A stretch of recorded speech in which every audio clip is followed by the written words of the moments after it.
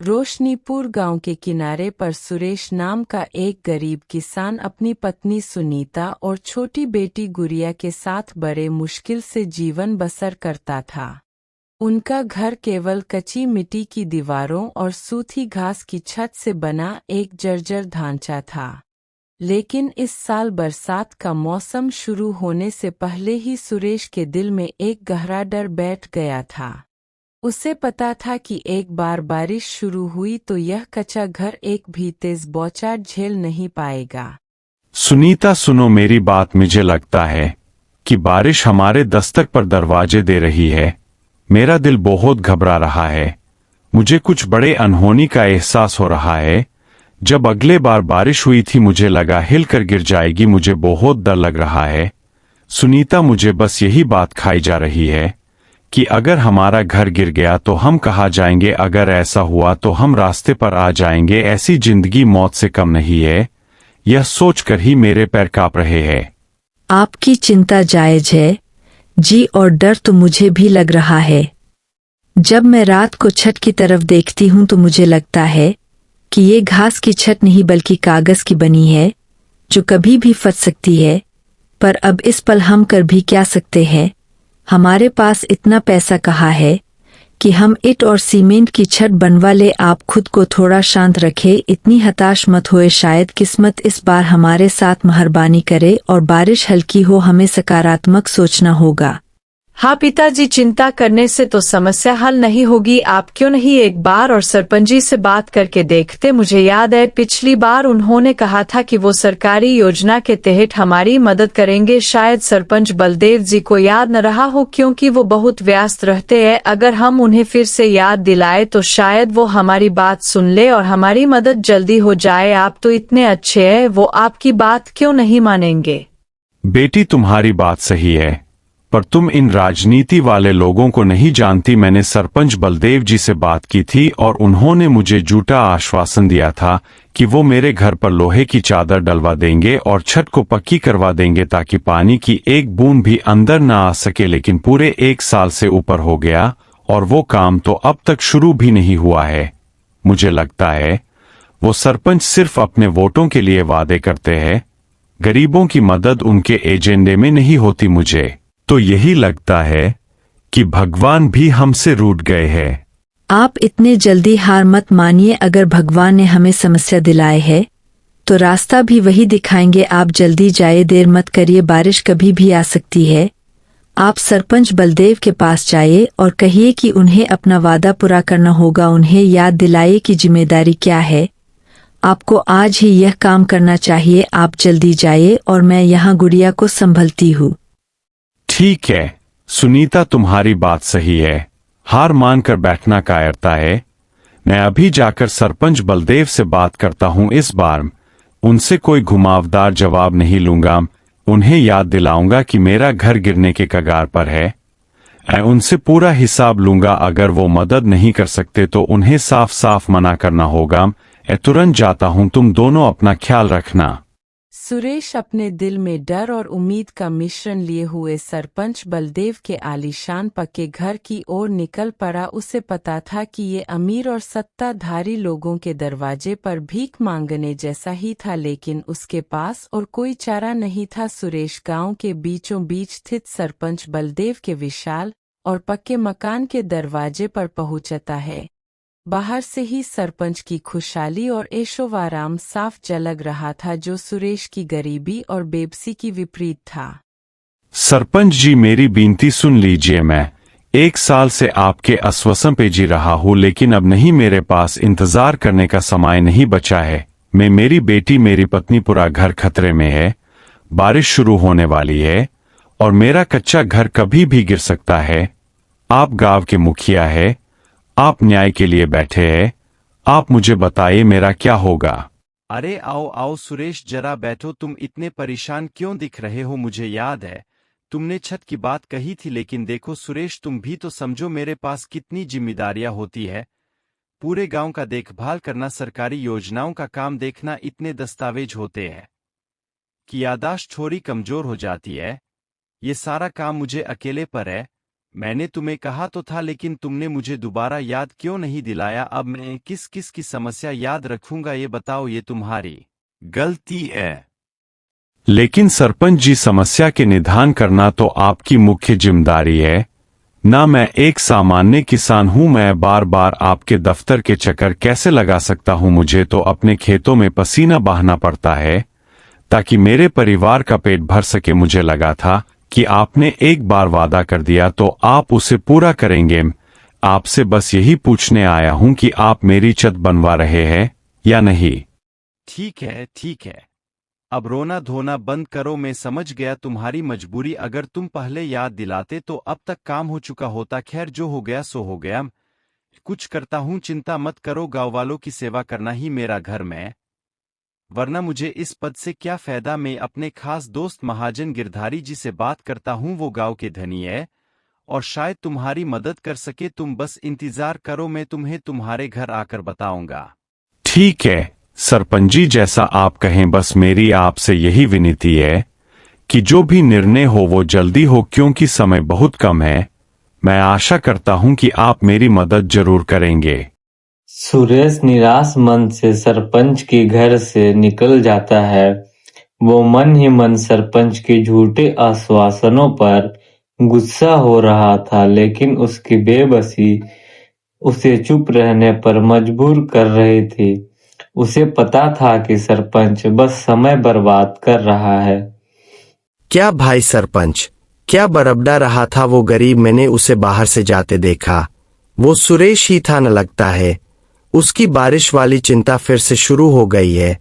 तुम उसे क्या श्वासन दे के भेज रहे हो? मुझे तो लगा तुम उसे सीधे सीधे मना कर दोगे। हाँ, वो सुरेश था।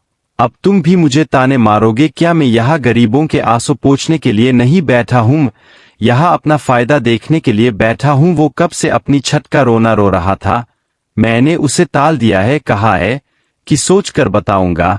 लेकिन सच पूछो तो मेरे पास फालतू पैसा नहीं है जो मैं इन कंगालों पर लुटाता फिरूं। हाँ, अगर इसमें हमारा कोई फायदा होता तो बात अलग थे। अरे फायदा क्यों नहीं होगा? मैंने तो पहले ही सोच रखा था। तुम तो जानते ही हो, फायदे का सौदा मैं कभी नहीं छोड़ता। और सुरेश की समस्या हमारे लिए सबसे बड़ा फायदा है। उसकी जमीन याद है तुम्हें? वो गांव में सबसे अच्छी जगह पर है, जहां से शहर का मुख्य रास्ता में रोड गुजरता है। वो जमीन सोने जैसी है। तुम उसे छत बनाने के लिए हाँ कहे दो और बदले में उससे कहो कि वो अपनी जमीन हमें दे दे। हम उसकी जमीन बेचकर बड़ा मुनाफा कमाएंगे। छत बनवाने का खर्च तो उस मुनाफे के आगे कुछ भी नहीं होगा। बात तो तुम सही कह रहे हो, जमीन लाजवाब है, लेकिन क्या सुरेश इतनी आसानी से मान जाएगा? उसकी आंखों में घर खोने का डर था, पर जमीन उसके जीवन का सहारा है। अगर वो हमें विरोध करेगा तो गांव वाले हम पर शक करेंगे। हमें बहुत सावधानी से काम लेना होगा गिरधारी। हम सीधे सीधे उससे जमीन नहीं ले सकते, क्या कोई और तरीका है? अरे सरपंच जी, आप भोले क्यों बन रहे हैं? उसका डर ही हमारा सबसे बड़ा हथियार है। हम उससे कहेंगे कि हम उसकी जमीन बेचकर ही उससे छत बनवाएंगे, क्योंकि हमारे पास नकद पैसा नहीं है। और जब जमीन हमारे कब्जे में आ जाएगी तब हमें छत बनवाने की क्या जरूरत? हम उसे कोई भी बहाना बनाकर टाल देंगे। कहेंगे कि खरीदार भाग गया या पैसा बाजार में डूब गया। और अगर गांव वालों ने पूछा भी तो हम मिलकर कहेंगे कि सुरेश ने हमसे पैसे लिए और उड़ा दिए। गांव वाले हम पर विश्वास करेंगे, उस गरीब पर नहीं। वाह गिरधारी, तुम्हारी योजना हमेशा की तरह गजब की होती है। तुम सच में दिमाग वाले हो। तो ठीक है, कल हम दोनों मिलकर उसके घर जाएंगे। हमें उसकी मजबूरी का फायदा उठाना है और उसकी कीमती जमीन हर हाल में हथियानी है। अगली सुबह सरपंच बलदेव और महाजन गिरधारी दोनों सुरेश के घर पहुंच गए। उनके चेहरे पर बनावटी चिंता और भीतर छिपी लालच साफ झलक रही थी। वे जानते थे कि बारिश शुरू होने से पहले सुरेश की मजबूरी चरम पर होगी और यही उनकी षड्यंत्र को सफल बनाने का सही समय था। अरे सुरेश, देखो, मैंने तुम्हारी समस्या पर रात भर विचार किया। हमने और गिरधारी जी ने मिलकर एक योजना बनाई है जो तुम्हारी छत की चिंता को हमेशा के लिए खत्म कर देगी। मुझे पता है कि तुम बहुत परेशान हो, लेकिन अब तुम्हारी खुशकिस्मती है कि हम तुम्हारी मदद के लिए आए हैं। अब हम तुम्हें आखिरी समाधान देने आए हैं। सरपंच जी, आप दोनों अंदर आए, मुझे बहुत खुशी है कि आपने मेरी बात को गंभीरता से लिया। बताइए, क्या समाधान निकाला आपने? मैं आपकी हर बात मानने को तैयार हूं, बस मेरा परिवार सुरक्षित हो जाए। देखो सुरेश, बात सीधी है। सरपंच जी के पास या मेरे पास इतना नगद कैश पैसा नहीं है कि हम तुम्हें लोहे की चादर वाली पक्की छत अभी बनवा दे। लेकिन हम जानते हैं कि तुम्हारी जमीन की कीमत बहुत अच्छी है, इसलिए हम तुम्हें ये मौका देते हैं कि तुम अपनी वो जमीन जो गांव के बाहर की तरफ है हमें बेच दो। हम उस जमीन को बेचकर जो मुनाफा होगा उसे तुम्हारी छत बनवा देंगे और जब पैसे बचेंगे वो भी तुम्हें दे देंगे। यही तुम्हारे पास एकमात्र रास्ता है सुरेश। सोच लो, घर बचाओगे या ये जमीन?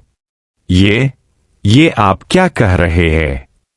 मेरी जमीन ही तो मेरे और मेरे परिवार के पेट पालने का जरिया है। अगर मैं आपको अपनी खेती की जमीन दे दूंगा तो छत तो बन जाएगी, लेकिन उस छत के नीचे हम लोग भूखे मर जाएंगे। आप मेरी मेहनत और जीवन का सौदा कर रहे हैं। क्या कोई और रास्ता नहीं है? कोई कर्ज या सरकारी लोन? अरे सुरेश, लोन चुकाने के लिए तुम्हारे पास पैसे कहाँ है? ये सब व्यावहारिक बात है। हम तुम्हारी मर्जी नहीं बदल रहे। हम तो बस तुम्हारी समस्या का तुरंत हल दे रहे हैं। अब तुम सोच लो, बारिश किसी भी पल शुरू हो सकती है। अगर तुम्हारा घर गिर गया तो तुम्हारी बेटी और पत्नी कहाँ जाएंगी? सोचकर जल्दी बताना। मुझे थोड़ा समय चाहिए। मैं सुनीता और गुड़िया से बात करके आपको निर्णय बताता हूं। ठीक है सुरेश, लेकिन देर मत करना। हमारा समय बहुत कीमती है। अगर बारिश शुरू हो गई तो हम तुम्हारी मदद नहीं कर पाएंगे। और फिर ये मत कहना कि हमने तुम्हें चेतावनी नहीं दी थी। सरपंच और महाजन के जाते ही सुरेश उलझन में डूब गया। तभी उसकी किस्मत ने जैसे निर्णय ले लिया हो। मूसलाधार बारिश अचानक शुरू हो गई। ये बारिश इतनी तेज थी कि कच्चे घर में पानी तेजी से अंदर आने लगा। पिताजी, माँ, मुझे डर लग रहा है। देखिए, पानी अंदर आ रहा है। ये दीवार गिर जाएगी, हम मर जाएंगे। भगवान हमें बचाओ। मैं आप कहाँ बैठूं? पिताजी, आप जल्दी कुछ कीजिए, हमारा घर टूट रहा है। सुरेश, अब सोचने का समय नहीं है, तुम्हें जाना होगा। देखो, छत से पानी झरना बनकर गिर रहा है और पीछे की दीवार गलकर झुक गई है। अगर ये दीवार गिरी तो पूरा घर गिर जाएगा। जमीन दोबारा मिल सकती है, पर जान नहीं। जाओ, अभी जाओ और सरपंच से कहो कि हम तैयार है। जमीन बेच दो, हमें बस ये रात सुरक्षित काटनी है और इस घर से बाहर निकलना है। यही एकमात्र रास्ता बचा है। हाँ सुनीता, तुम सही कह रही हो। जमीन बेचकर ही शायद हम जिंदा बच पाएंगे। मुझे माफ करना, मैं तुम्हें सुरक्षा नहीं दे पाया। मैं अभी जाता हूं, तुम दोनों कोने में बैठो जहां पानी कमा रहा है। हे भगवान, बस इस रात को बचा लेना। मैं हार गया। सुरेश बारिश में भीगता हुआ सरपंच बलदेव के घर पहुंचा। वो साफ रहा था और उसके चेहरे पर खौफ साफ झलक रहा था। उसने अपने जीवन की जमा पूंजी बेचने का निर्णय ले लिया था। सरपंच जी, महाजन जी, मैं तैयार हूं। मेरी जमीन ले लीजिए, मुझे पैसे दे दीजिए ताकि मैं घर बना सकूं और अपने परिवार को बचा सकूं। मेरा घर गिरने वाला है, अब और इंतजार में नहीं कर सकता। मेरी मदद कीजिए। अरे सुरेश, तुम्हें इतनी जल्दी क्यों है? तुम इतने घबराए हुए क्यों हो? देखो, हमने कहा था कि हम खरीदार ढूंढेंगे। हम तुम्हें जरूरत से पैसा नहीं दे सकते। पहले हमें जमीन का सौदा करना होगा। हम आज ही तुम्हारे नाम के कांजा करवाते हैं। डॉट जैसे ही खरीदार हमें पैसे देगा, हम तुम्हें पैसे दे देंगे। उससे पहले हम तुम्हारी कोई मदद नहीं कर सकते। सरपंच जी, क्या आप मुझे थोड़े पैसे अग्रिम में एडवांस नहीं दे सकते? मेरा घर सचमुच टूट रहा है। विश्वास कीजिए, मैं कसम खाता हूं कि जैसे आप मुझे जमीन के पैसे देंगे वैसे ही मैं आपके पैसे लौटा दूंगा। मेरी बेटी और पत्नी खतरे में है। नहीं सुरेश, हम जोखिम नहीं ले सकते। अगर जमीन का सौदा नहीं हुआ तो कौन हमारा पैसा लौटाएगा? तुम कागजात तैयार करवा और हमें सौंप दो। हम जितनी जल्दी हो सका खरीदार ढूंढेंगे। अब तुम जाओ और घरवालों को संभालो। समय बर्बाद मत करो, हमें काम करने दो। सुरेश के जाते ही महाजन गिरधारी और सरपंच बलदेव ने राहत की सांस ली। महाजन गिरधारी ने तुरंत सरपंच को पैसे से भरा एक थैला थमाया। जमीन का सौदा पहले ही हो चुका था और वो भी बाजार मूल्य 5 गुना ज्यादा दाम पर। शिकार फंस गया। मैंने कहा था ना सरपंच जी, खरीदार तैयार बैठा था। ये लीजिए मुनाफे का पहला हिस्सा। अब वो गरीब हमारे जाल में फंस चुका है। उसे 1 पैसा देने की क्या जरूरत है? उसकी छत गिरे या घर, हमें क्या फर्क पड़ता है? तुम सही कहते हो गिरधारी, हम उसे टालते रहेंगे। कौन हमारे ऊपर सवाल उठाएगा? अब गांव में हमारी मर्जी चलेगी। उधर सुरेश अपने परिवार के पास लौट आता है, लेकिन घर की हालत और भी बदतर हो चुकी थी। तभी उसका पड़ोसी और गहरा दोस्त रमेश उसके पास आता है, जिसने सरपंच की घर के पास महाजन गिरधारी को पैसे के साथ जाते हुए देखा था। सुरेश, तुम्हारी ये हालत क्यों है? मैं सुन रहा हूं कि तुमने अपनी जमीन सरपंच और महाजन को बेच दी। क्या ये सच है? और अगर हाँ, तो पैसे कहाँ है? मैंने अभी अभी महाजन गिरधारी को सरपंच के घर से पैसों से भरा एक थैला लेकर जाते देखा है। मुझे लगता है कि कुछ गड़बड़ है। हाँ रमेश, मेरे पास और कोई चारा नहीं था। उन्होंने कहा है कि वो जल्दी ही खरीदार ढूंढ कर मुझे पैसे देंगे। मुझे उन्हों पर भरोसा करना पड़ा। अगर ऐसा नहीं करता तो हम सब मारे जाते। लेकिन हाँ, मुझे भी दाल में कुछ काला लग रहा है। ये बारिश रुक नहीं रही और मेरी छत किसी भी पल गिर सकती है। दोस्त, नहीं सुरेश, मुझे शक है। उन दोनों पर भरोसा करना खतरा है।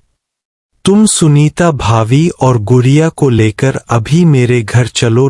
तुम्हारा ये घर गिरने वाला है।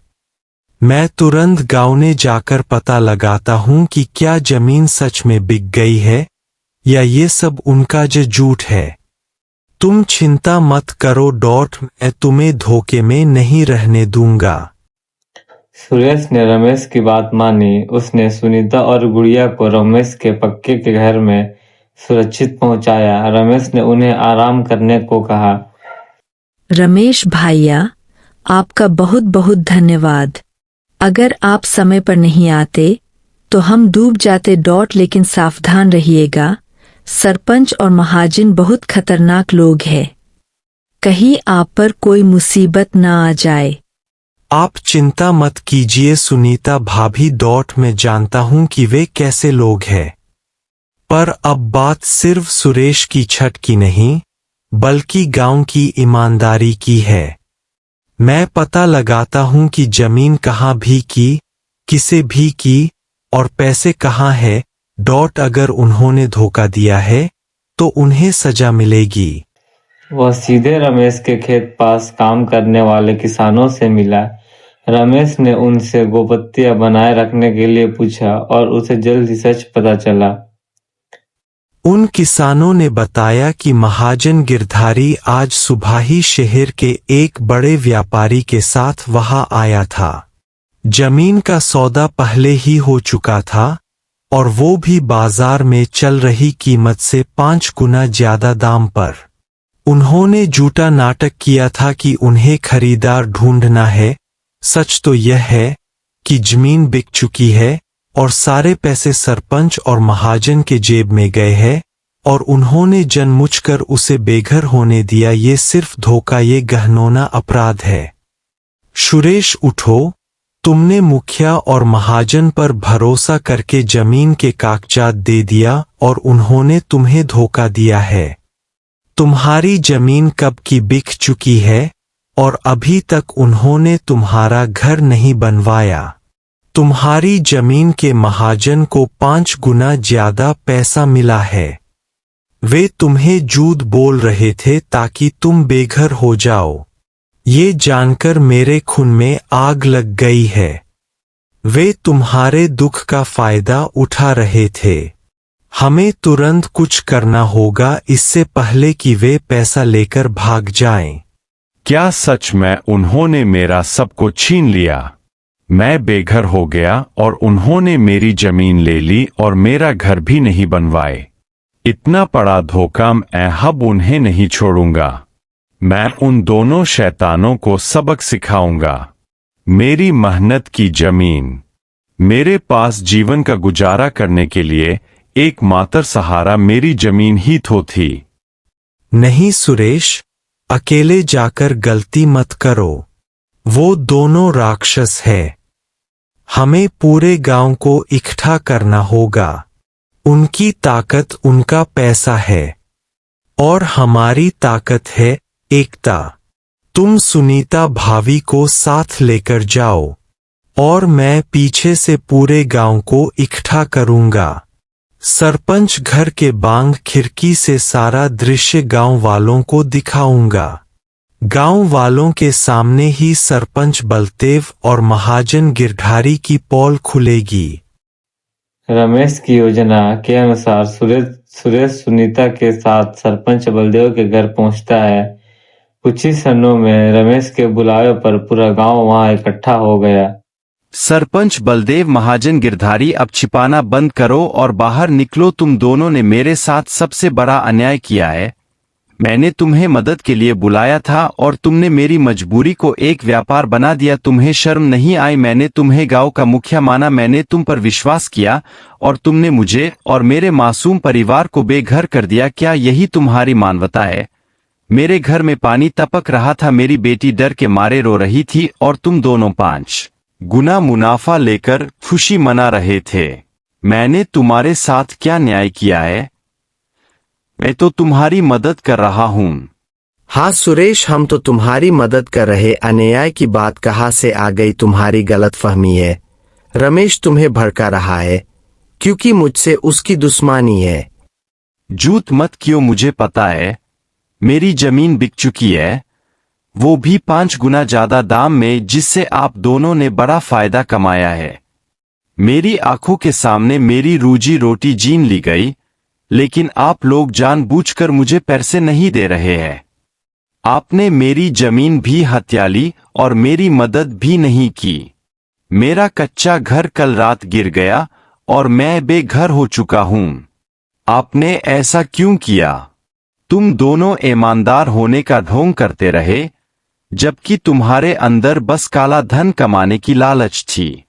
अरे अच्छा, तो तेरे सामने सच्चाई आ गई।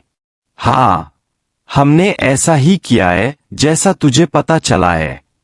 अब तू क्या कर लेगा? तू हमारा क्या बिगाड़ लेगा? गांव वाले हमें भगवान मानते हैं, वे तुम्हारी बात कभी नहीं मानेंगे। हाँ, मैं जाकर गांव वालों को सब सच बता दूंगा।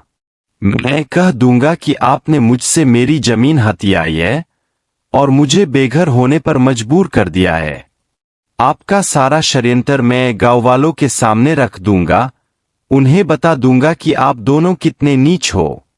तुझे लगता है तू कहेगा और गांव वाले मान लेंगे?